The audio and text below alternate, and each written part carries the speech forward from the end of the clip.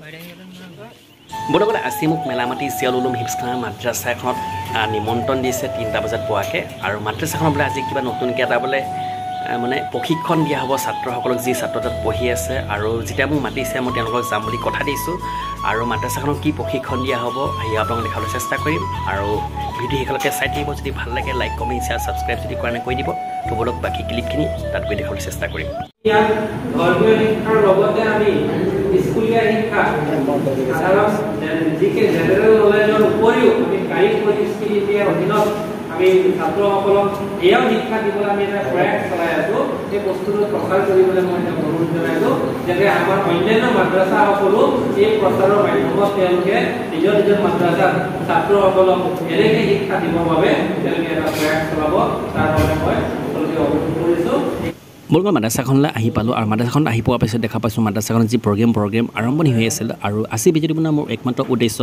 যিহেতু আমাৰ অসমত বিতৰ্ক সৃষ্টি হৈ থাকে যে মাদ্ৰাছাসমূহত অকল নিজৰ ধৰ্মীয় শিক্ষা দিয়া হয় কিন্তু আমাৰ সেয়া ভুল ধাৰণা আজি অকল মাদ্ৰাছাত জড়িত হৈছে সেইসকলে গম পাইছে মাদ্ৰাছাত আপোনাৰ জেনেৰেল শিক্ষাও দিয়া হয় আৰু আজিকালি মাদ্ৰাছাখিনিৰ আপোনাৰ কম্পিউটাৰ যিটো কোৰ্চ কম্পিউটাৰ কোৰ্চো ছাত্ৰখিনিক দিয়া হয় আৰু লগতে আজি যিখন মাদ্ৰাছাত আহিছোঁ ইয়াত আপোনাৰ যিটো 3মহীয়া প্ৰশিক্ষণ হ'ব আৰু সেইটো হৈছে আপোনাৰ ইলেক্ট্ৰিকৰ আৰু ইলেক্ট্ৰিকৰ যি প্ৰশিক্ষণ দিয়া হ'ব 3মহীয়া কোৰ্চ এটা হ'ব আৰু যিটো আপোনাৰ শিকোৱা হ'ব বহুত ভাল কথা আপোনাৰ মাদ্ৰাছা ছাত্ৰখিনি মানে পঢ়াৰ পিছত তেওঁলোকে নিশ্চয় ভৰি থিয় হৈ নিজে কিবা এটা কৰ্ম কৰি খাব পাৰিব আৰু বহুতে নেজানে যে মাদ্ৰাছাত পঢ়াৰ পিছতো যিসকলে জেনেৰেল শিক্ষা লয় আৰু আজিকালি প্ৰায় মাদ্ৰাছাখিনি ছাত্ৰক ভাবে যে অকল তেওঁলোকে পঢ়ি জোনাপ হয় বা মছজিদত আপোনাৰ ইমামতি কৰে কিন্তু সেয়া আমাৰ ভুল ধাৰণা আৰু মই দেখা পাইছোঁ মাদ্ৰাছাত পঢ়াৰ পিছতো চৰকাৰী স্কুলত আপোনাৰ শিক্ষক কৰি আছে আৰু তেওঁলোকে চৰকাৰী জবো কৰি থকা হৈছে কিন্তু যিসকলে নেজানে সেইসকলক ভিডিঅ'টি শ্বেয়াৰ কৰিব যাতে তেওঁলোকে বিতৰ্ক সৃষ্টি নকৰে আৰু মই আহি দেখা পালোঁ যে মাদ্ৰাছাখনত আপোনাৰ যি প্ৰগ্ৰেম আৰম্ভণি হৈ আছে আৰু ইয়াত দেখা পাইছোঁ বহুতো গণ্যমান্য ব্যক্তিসকলো আছে আৰু যিজনে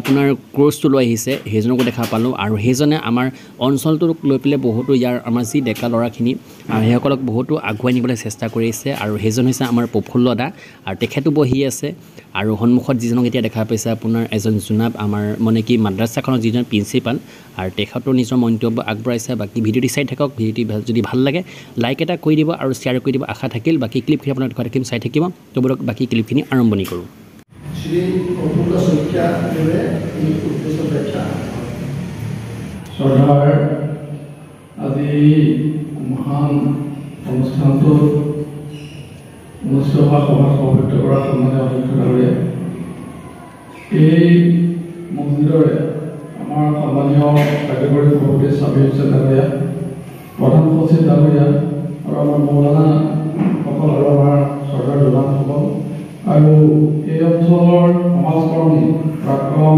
অঞ্চল মেম্বাৰ সদস্য বিভিন্ন সমাজকৰ্মৰ লগত জড়িত অগ্ৰণী ব্যক্তি আমাৰ আমাৰ এই পঞ্চায়তৰ প্ৰাক্তন সভাপতি আমাৰ আব্দুল ডাঙৰীয়া প্ৰমুখ্যে জ্যেষ্ঠ শিক্ষকসকল আৰু এই প্ৰশিক্ষণটো দিবলৈ অহা আমাৰ শিক্ষক ডিব্ৰুগড় ডাঙৰীয়া প্ৰমুখ্যে আজি উপস্থিত শ্ৰদ্ধাৰ আমাৰ যিসকল হিতাধিকাৰী আছে তেওঁলোকলৈ মই শ্ৰদ্ধা জ্ঞাপন কৰিছোঁ উদ্দেশ্য ব্যাখ্যা বৰ বিশেষ দীঘলীয়াকৈ ক'ব বিচৰা নাই এটাই আমাৰ সৌভাগ্য যে যোৰহাট জিলাত আমাৰ জনশিক্ষণ সংস্থান স্কিল ইণ্ডিয়াই ইলেক্ট্ৰিকেল টেকনিচিয়ানকে আদি কৰি যিবিলাক মানে কাৰিকৰী প্ৰশিক্ষণ সেই প্ৰশিক্ষণসমূহ দি আহিছে আজি আৰম্ভ হৈছিল 1964 মুম্বাই মৰ্ডি তাৰ পৰাই বস্তু আপগ্ৰেড হৈ আহি এইটো পৰ্যায় পাইছে 2004 চনৰ পৰা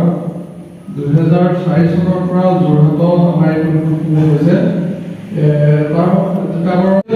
চৰকাৰীভাৱে চাকৰি নাপাওঁ তেতিয়া আমি কেতিয়াও এতিয়ালৈকে আমি স্বাৱলম্বী নহয় হয় স্কুল টিচাৰ হ'ব লাগিব আমাৰ কোনোবাই ডক্টৰ হ'ব লাগিব বা এনেধৰণৰ যদি চৰকাৰীভাৱে আমি সংস্থাপন নহওঁ তেতিয়া আমি সেই একেবাৰে যিমান ভালকৈ ল'ব লাগিলে আমি কি কৰিম নিজৰ উপাৰ্জনটো নিজে কেতিয়াও সৃষ্টি কৰি ল'ব পাৰিম বা উপাৰ্জনটো উলিয়াই ল'ব পাৰিম মই একো ক'ব বিচৰা নাই যে আপোনালোকে এম এ নকৰিব বিয়ে নকৰিব নাই আমি সেইখিনি কৰিবই লাগিব আৰু এই কম্পিটিটিভ যুগত আমি সেইখিনি পঢ়ি আমি যিকোনো ইণ্টাৰভিউ হ'বই লাগিব কিন্তু তাৰ লগে এটা ভাৰত চৰকাৰ আছে যে আমি সকলো চাকৰি দিব সক্ষম নহয় সেইবাবে আমাৰ কিছু ল'ৰা আছে চাব প্ৰত্যেকখন গাঁৱতে এনে দুজন ল'ৰা থাকে তেওঁ একো চাৰ্টিফিকেট নাই তেওঁ কাৰোবাৰ ফেন এখন বনাই দিয়েগৈ কাৰোবাৰ চুইচ বৰ্ড এখন বনাই দিয়েগৈ কাৰোবাৰ মটৰ এটা বনাই দিয়েগৈ বা বিভিন্ন বিয়াখন লাইনৰ কৰি দিয়েগৈ কিন্তু তেওঁৰ কোনো আনুষ্ঠানিক শিক্ষা নাই, কিন্তু সংস্কাৰ সেই বিষয়টোৰ ওপৰত অকণমান জ্ঞান আছে। গতিকে সেইসকল মানে হিতাধিকাৰী আমি নিৰ্বাচন কৰি আপোনালোকক আমি যাতে ফুল ফেজত এটা ট্ৰেইনিং দি আপোনালোকে এজন ইলেক্ট্ৰিকেল টেকনিচিয়ান আমি কৰিব পাৰোঁ। ভাৰত চৰকাৰে এইখন লক্ষ্য ৰাখি এই প্ৰশিক্ষণসমূহ দি আছে। ইয়াৰ লগতে অকল ইলেক্ট্ৰিচিয়ানে নহয়, আমাৰ বিউটিচিয়ান মহিলাসকলৰ কাৰণে বিউটিচিয়ান ট্ৰেইনিং আছে। কিতাপৰ প্ৰথমে 20টা ট্ৰেইনিং আমি পাবলৈ সক্ষম হৈছোঁ, ইতিমধ্যে 13টা ট্ৰেইনিং আমাৰ চলি আছে অলৰেডি। আৰু বিগত সময়ত আমি ইয়াতে আমাৰ কাষতে থকা যিখন ৱেল্ডিং দোকান তাতো আমি দুটা প্ৰশিক্ষণ দিছিলোঁ। ৱেল্ডিং মানে বহুত ল'ৰা আছে চাব, তেওঁ বৰ ধুনীয়াকৈ ৱেল্ডিঙৰ কাম কৰিব জানে, তেওঁ কিন্তু আনুষ্ঠানিক শিক্ষা নাই। গতিকে ক'ৰবাত এপ্লাই কৰিবলৈ কিবা এটা বাগান এখনতে হওক বা কোনোবা কোম্পানী এখনতে হওক এপ্লাই কৰিবলৈ আমাক প্ৰথমে কি লাগিব, সেইখন আমাৰ ফৰ্মেল যিখন চাৰ্টিফিকেট সেইখন লাগিব। আৰু ভাৰত চৰকাৰে আপোনালোকক প্ৰশিক্ষণ দিয়াৰ পিছত এখন ভাৰত চৰকাৰে আপোনালোকক চাৰ্টিফিকেট দিব। প্ৰশিক্ষণৰ আপোনালোকে কোনো পইচা খৰচ কৰিব নালাগে। প্ৰশিক্ষণৰ কাৰণে যিখিনি দিয়ে লাগে ট্ৰেইনিং লাইন সেইখিনি আপোনালোকক আমাৰ অফিচৰ পৰা যোগান কৰিব। আৰু আপোনালোকে খুব মন দি খুব মানে আনন্দ হিচাপে আপোনালোকে এই প্ৰশিক্ষণটো পাবলৈ সক্ষম হৈছে। আপোনালোক সৌভাগ্যৱান। কেনেধৰণে ইয়াত দিলে দিগুৱে মই নাজানো, মই দিয়াৰ কাৰণে খুব ভাল পাইছোঁ। কাষতে যিহেতু মই ইয়াতে বহু ল'ৰাই ৱেল্ডিং কৰা ল'ৰা আছিল, তেওঁলোকৰ চাৰ্টিফিকেট নাছিলে, মই তেওঁলোকক গোটাই পেলাই দুটা ট্ৰেইনিং দিয়াই তেওঁলোকক পৰীক্ষা পাতি ভাৰত চৰকাৰৰ চাৰ্টিফিকেট তেওঁলোকক দিবলৈ সক্ষম হ'ল। আৰু প্ৰায়বিলাক ল'ৰাই আজি ক'ৰবাত নহয় ক'ৰবাত নিজাববীয়াকৈ হওক বা কাৰোবাৰ ঘৰত গৈ গেট এখন বনোৱাই হওক বা কেঁচি পাৰ্টিং বনোৱাই হওক, সেই ৱেল্ডিং কৰা ল'ৰাখিনিয়ে কিবা যেতিয়া কৰি আছে। আৰু আপোনালোকেও মই ভাবিছোঁ যে ইলেক্ট্ৰিচিয়ান ট্ৰেইনিংটো খুব মনোযোগেৰে যদি আপোনালোকে শিকিব পাৰে, আপোনালোকৰ ভৱিষ্যতত যথেষ্ট কাম লাগিব। আৰু যিখন চাৰ্টিফিকেট পাব সেইখন আপোনালোকে চৰকাৰীভাৱেও আপোনালোকে ক'ৰবাত চাকৰিৰ কাৰণে এপ্লাই কৰিলে ইলেক্ট্ৰিচিটি বৰ্ডতে হওক বা কোনোবা কোম্পানীতে হওক আপোনালোকে প্ৰিফাৰেঞ্চ পাব। ITR সমপৰ্যায়ৰ গম পাইছে না, ITR যিটো ট্ৰেইনিং দিয়ে তাৰ সমপৰ্যায় হৈছে স্কিল ইণ্ডিয়া ট্ৰেইনিং। গতিকে মই পুনৰবাৰ সকলোকে শ্ৰদ্ধা নিবেদন কৰিছোঁ। আৰু বয়োজ্যেষ্ঠ ব্যক্তিসকলেও আপোনালোকক উৎসাহ দিবলৈ আহিছে, লগতে মোকো উৎসাহিত কৰিছে। আপোনালোকে প্ৰশিক্ষণ কৰি সকলোকে পুনৰবাৰ ধন্যবাদ জ্ঞাপন কৰিছোঁ। আৰু আপোনালোকেও যাতে আমাৰ এই ক্লাছবিলাক সম্পূৰ্ণভাৱে কৰে, ক্ষতি নকৰে, খেলিবলৈ আপোনালোকৰ নিজৰ লছ হ'ব। আৰু যদি ক'ৰবাত অসুবিধা পায় শিকিবলৈ বা বুজিবলৈ আপোনালোকে অসুবিধা পায়, তেতিয়া দেখুৱাক আপোনালোকে বাৰে বাৰে ধৰিব। তেওঁ হৈছে TOT কৰা এজন টিচাৰ, সেই টিচাৰ এটা ট্ৰেইনাৰ TOT কৰা গম পায়নে। তেওঁ ট্ৰেইনিংটো ল'লে লোৱাৰ পিছত আকৌ নেক্সট মানে ভাৰত চৰকাৰ এটা TOT কৰা।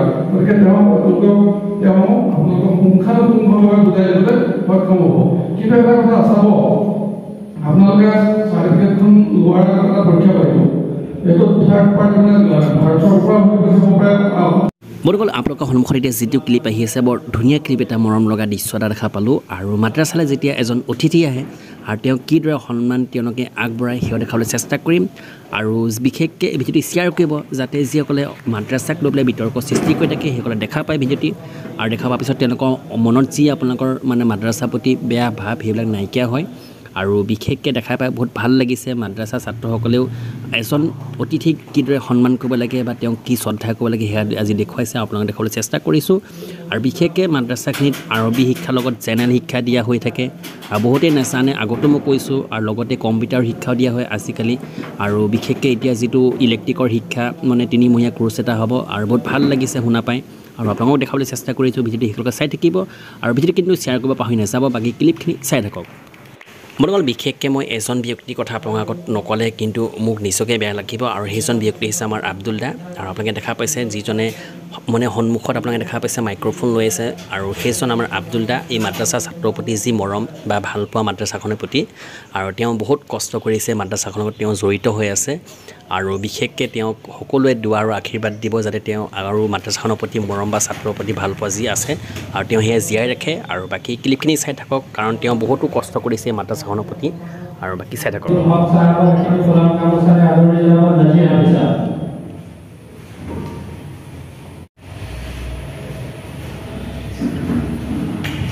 মাদ্রাসার শিক্ষক মুখতারুল মৌলানা সাহেব সম্বর্ধনা জানাব বিদু হাফিজ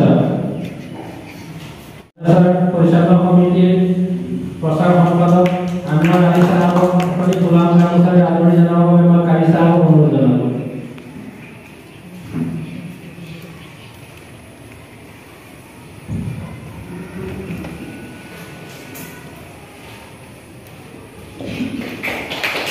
আমাৰ সকলো অনুষ্ঠান ইমানতে সামৰণি মাৰিছোঁ।